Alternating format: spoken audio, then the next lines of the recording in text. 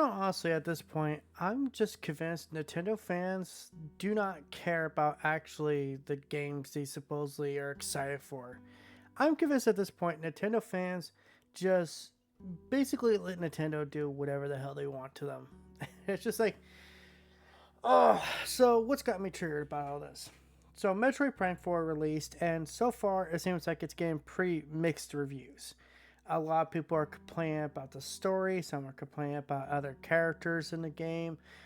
Some say that the game feels very hollow, like the game it didn't take 8+ years to make. It feels like a game that was made in the last, like 2000, the PS3 generation, and then it was like shelved, and now it's just like been put out to the release, which is not too crazy if you actually know some of Nintendo's history. So there's this desert area that kind of serves as the hub world, if I've read this correctly. And what happens is during the exploring section, this is the section that you use the motorcycle in, that they've shown in a couple of trailers. What happens is when you're traveling, there's no sound. There's like this very quiet ambient, kind of like sound, but like there's no like music or anything. And some people are wondering like, where's the music? Well, either you complete the game and 100% it, then you unlock the background music, or you pay $30 for amiibo. And for the record, this isn't anything new. Nintendo has done stuff like this in the past. They did this infamously with, I believe it was the Skyward Sword amiibo. I think that was it, where it took fast travel, put in that amiibo, and said, "Buy this and you can unlock fast travel." So Nintendo has had a history of doing this shit.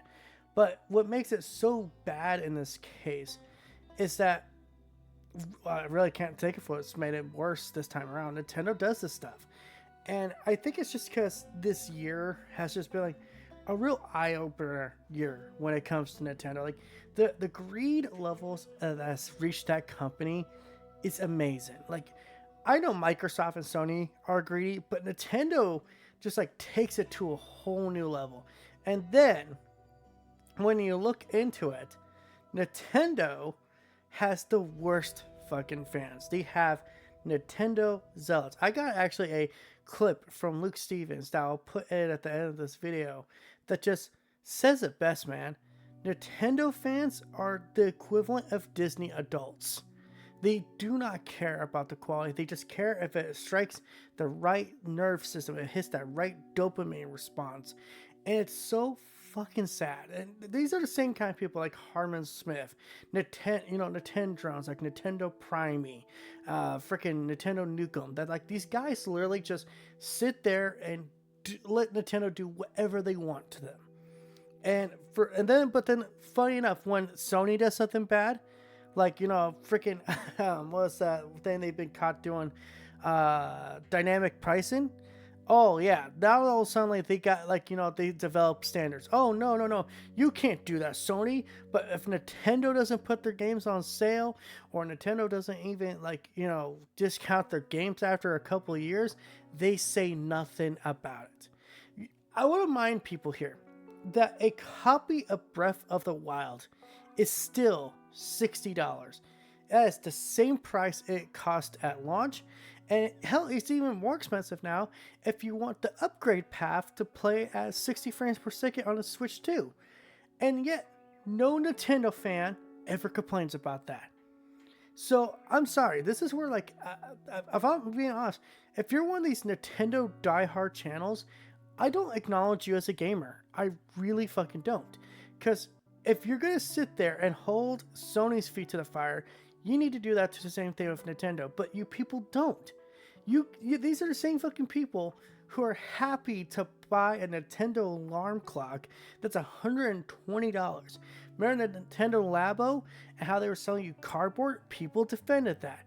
Now people are defending these amiibo paywalls, and it's like, at what fucking point do you people actually develop a fucking spine and tell Nintendo, no, you can't keep doing this shit?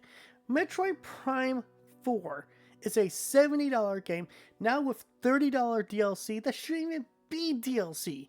And oh, but you get a little toy, you get a little amiibo figure. Yeah, you get a little amiibo figure. Oh, but you know what? You had to pay $30 for that. And I know there's like these things that apparently are $10 that are like a workaround for that. But I'm talking like the official way you're supposed to get the stuff. I'm not talking like some offhand Temu store branded, get around.